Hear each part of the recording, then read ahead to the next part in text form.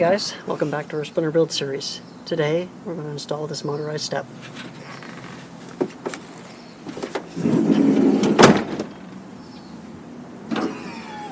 Step 1, install the motor.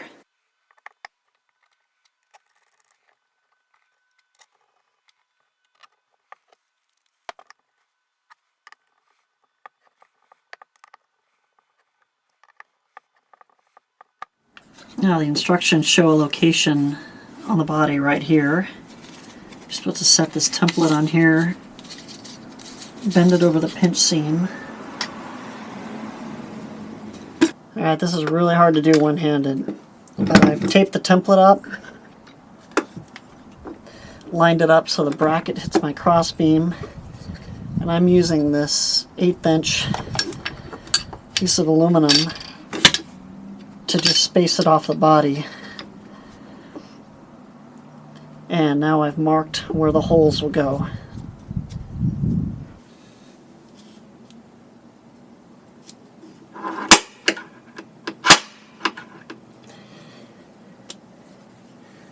Got our stop collar so we don't drill through the side of the van.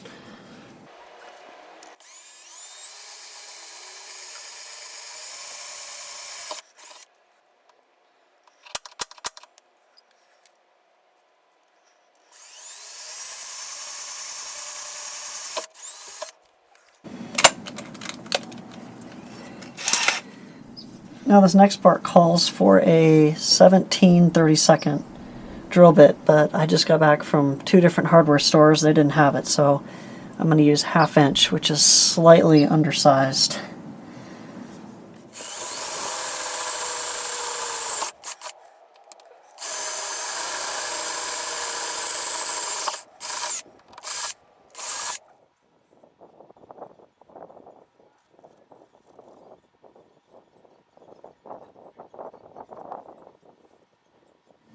Okay, now in the front location, I've got our template taped up about 11 inches from this cross member, as the instructions say. And did a little test fit. So now we will punch and drill the holes.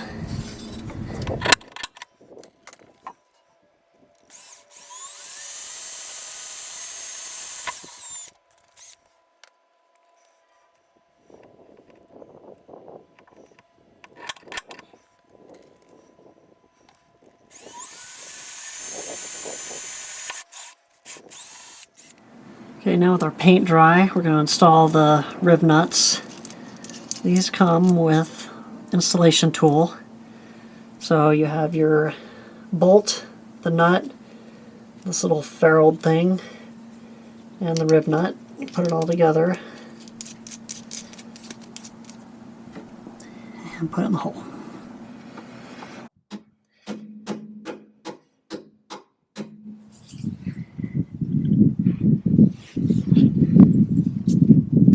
Now I put the 9/16 on this part.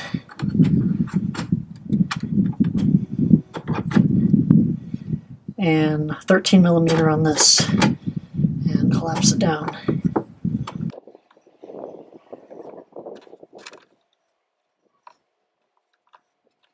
The recommended torque on this for setting the riv nut is 25 Newton meters. So I'll go ahead and use a torque wrench. It'll give me more leverage on here anyway.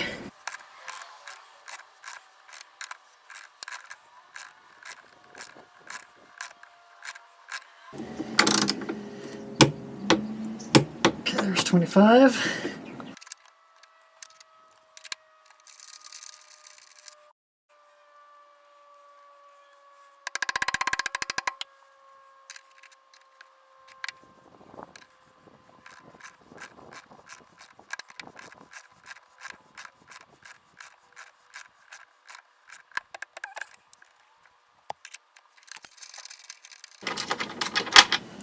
Alright, and there's our rib nuts.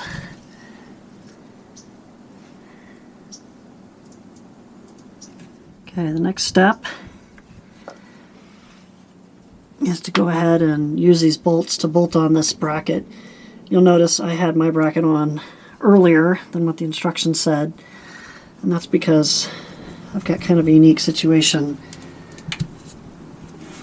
that brace is supposed to mount right here, but I have this bracket for my sliding seat is in the way. So I had to move this mount back, the thickness of this metal, and I'll have to put some washers in here. The riv nut to hold this upper brace will go here, and we'll have to make up the difference in here.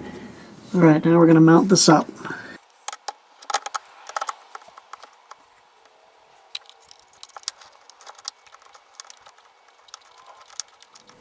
Alright, be prepared to spend some time getting these bolts in. It's a tight fit. There's really only room to get the crescent wrench in there, so it takes a while to turn them in, but there's our 2 bolts installed. Okay, now we install the brace.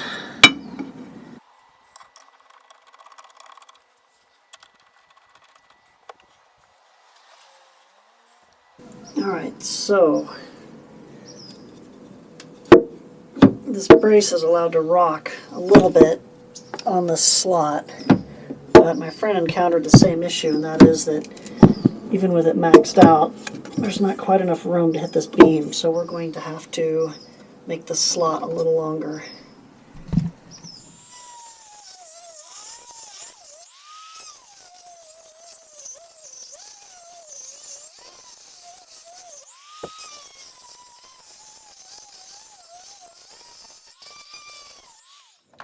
So now with that slot elongated, this will reach where we need it to go, which is right about there. So we'll set a riv nut right there.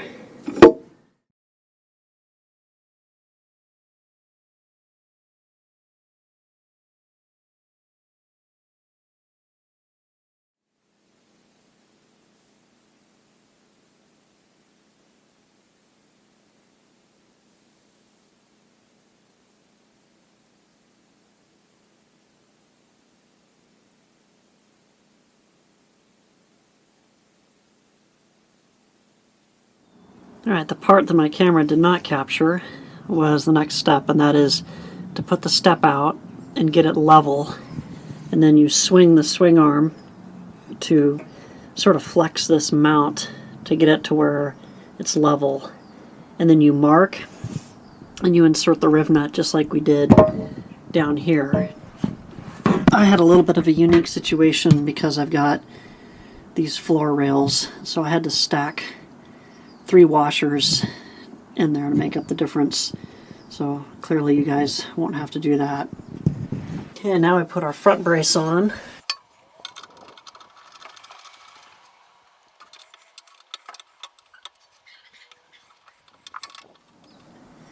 It's this brace here, these 2 bolts, and this one has a slot in it.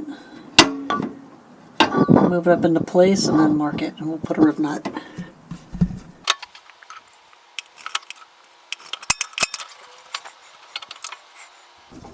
Now we're going to remove the brace just to get it out of the way.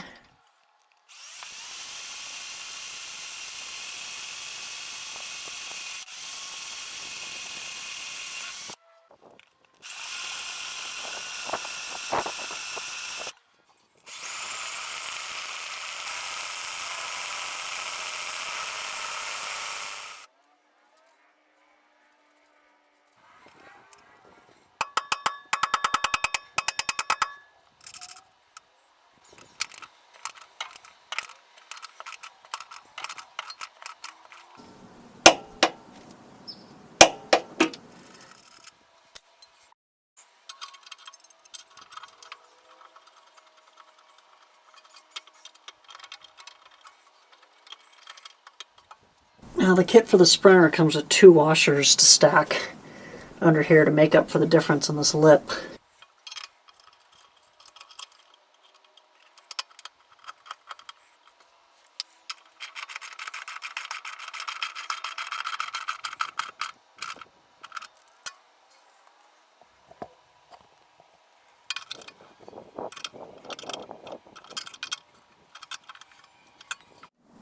Alright, here's the final product. Here's the front.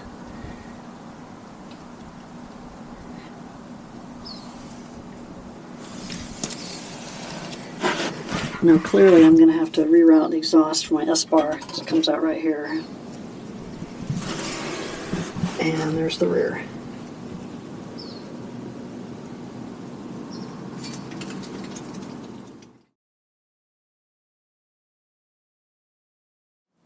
Here's our wiring loom for the step. And I didn't realize when I bought this that each one of these is custom made for each vehicle, so that's pretty cool. So what we have here is the positive lead with the fuse. Here's our negative. So these will come up through the passenger or the driver's seat pedestal. Here's the ECU that controls it. That's both the lighting and the opening and closings of the circuit to make the step retract. Further down the line, the pink wire is the sliding door trigger. The blue wire is the passenger door trigger. And then we've got a little stub out here. The red and black are for these little LED lights that light up the steps. And here's another one, LED light. And then finally we have the end of the harness that plugs into the motor of the step. Alright, ladies and gentlemen, we're now under the van. Driver's side, here's a fuel tank, and here's the rubber boot that goes up into the driver's seat pedestal. We're going to cut the zip tie, as the instructions state. And try and not cut the wiring harness at the same time.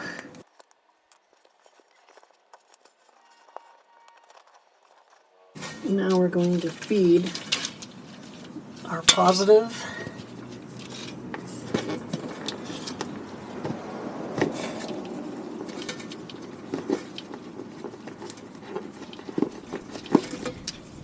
and our negative end of the loom.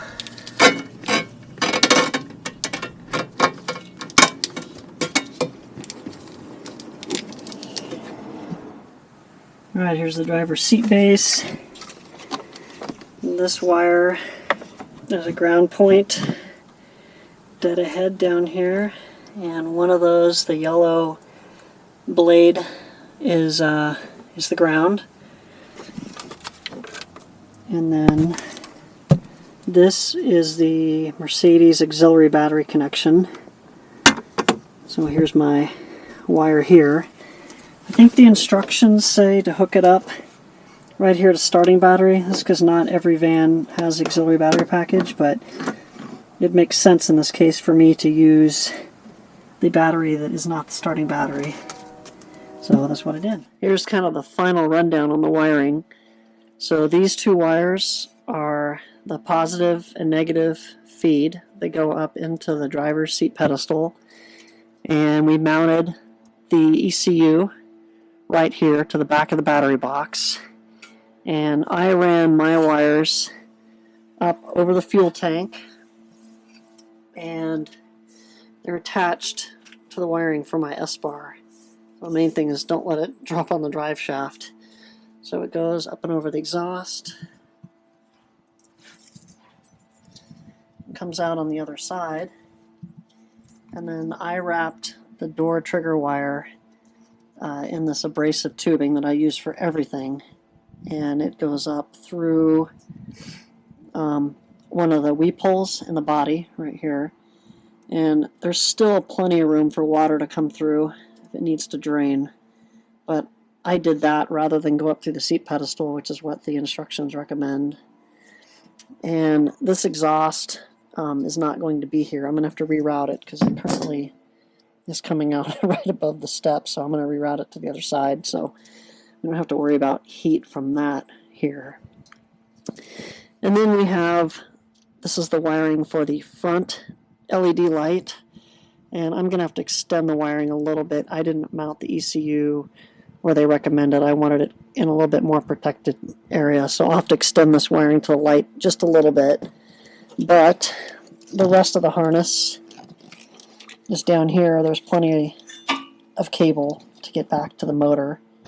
And then the last thing that we're left with is just, these are the wires for the rear light. Now here's where our wiring comes up through that weep hole. So I'm in the passenger side. This is the area of the step. And you're supposed to attach, these are the blue and the pink wires that are part of the amp harness. And the pink is for the sliding door trigger, and it's supposed to go to the pink-white wire in the factory harness. The factory harness runs under the passenger seat pedestal and pops out here. So it seems like a good place to tap it. And I've never used these quick taps, but you run the white-pink wire through this plastic piece, and there's a little barb on it. So when you screw this on, it just pierces the insulation so it can make contact with the wire. And then we strip the other end. We run it through this piece. And then you simply thread it on.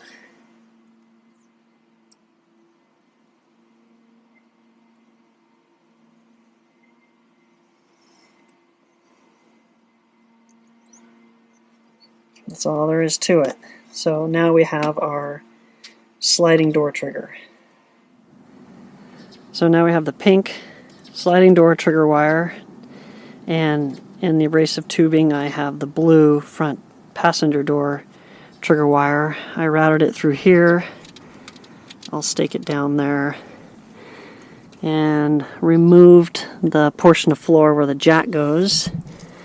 And up here you're supposed to find a blue with green stripe wire, which is right here. So we'll go ahead and tap in there. So here's the gray portion of the quick tap that has the slot in it. And then there's a pierce on the end of this, and that's how it pierces the wire.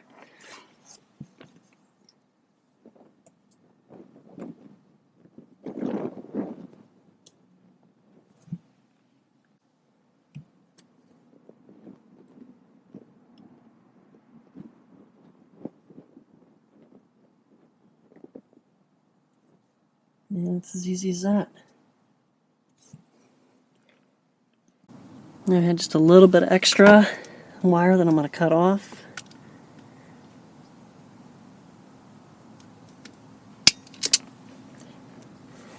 Strip about 3/8 of an inch off the end.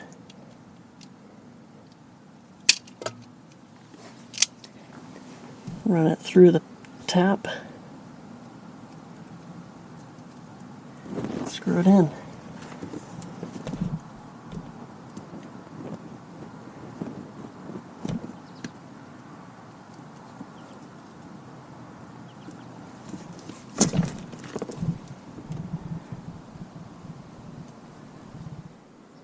The last thing we had to do to wrap this up is drill a small hole in the pinch seam and run this light through a grommet.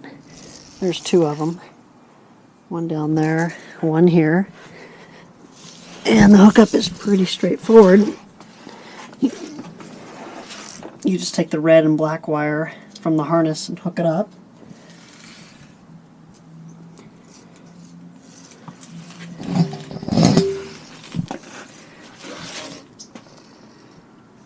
And there's the motor.